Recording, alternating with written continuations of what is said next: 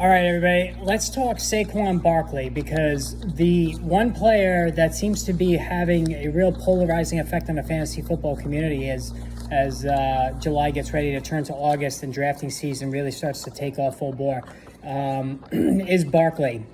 So Saquon Barkley is somebody that you either love him or you hate him going into the 2022 fantasy football season, and for good reason. His rookie season was beyond spectacular, both catching and running the football. Offensive Rookie of the Year, just was unbelievably dominant in every facet of the game. And he totally lived up to the hype coming out of Penn State as the number 2 overall draft pick by the New York Giants. But then in his subsequent seasons, the 3 following seasons, it's been nothing but injury, frustration, and poor performance. A lot of that, of course, can be blamed on the perennially terrible New York Giant offensive lines. But Barkley himself last year, especially averaging only 3.7 per carry, he lacked burst, he was indecisive, and just seemed to be a shell of his former all-pro self going back to his rookie season. But now an interesting thing is happening here, and it's amazing to see how just a simple coaching change can drastically alter the outlook or perceived outlook on a player. And that's what's happening with Barkley, because Brian Daboll's come in from the Buffalo Bills, where, of course, he was the offensive coordinator that helped turn Josh Allen into a star. And Daboll has, through the early portion of training camp, the first few practices, is making a concerted effort to have the ball in the hands of Barkley pretty much on every single play. That's the way it's been looking early on.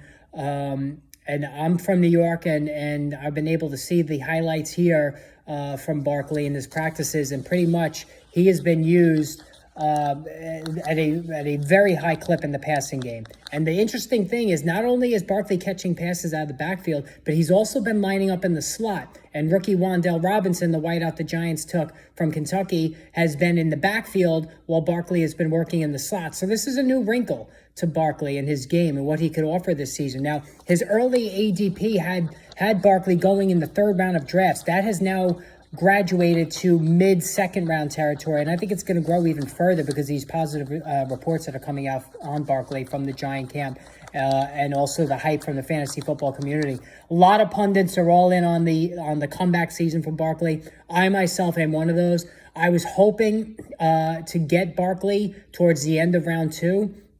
That may not be realistic now based on how things are going with him.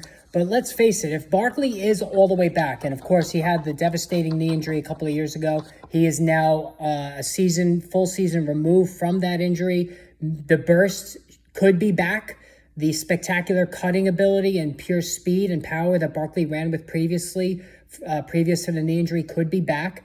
And that could put him back in running back 1 territory. And you're talking about a guy that you could possibly get in the late 2nd round that could put up running back 1 numbers. So I am in on Barkley with a little trepidation, though, just because he's burned so many of us over the years. And the same thing goes with Christian McCaffrey. You could say the exact same thing. Tremendous talent, can't stay on the field, beyond frustrating. But Barkley, the way he's being used, emphasizing him, especially in the passing game, which was what made him a star in the first place, and what the Giants coaching staff got away from under Joe Judge the last few years. They were not targeting Barkley when he was on the field.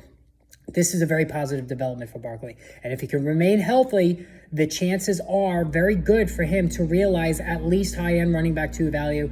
Again, I'm hoping to get him late in the round 2. Not sure that's going to happen by the time drafts. I myself draft towards the end of August and the beginning of September. But right now, the stock on Barkley is going up. It's pointing up sharply, and I'm cautiously optimistic.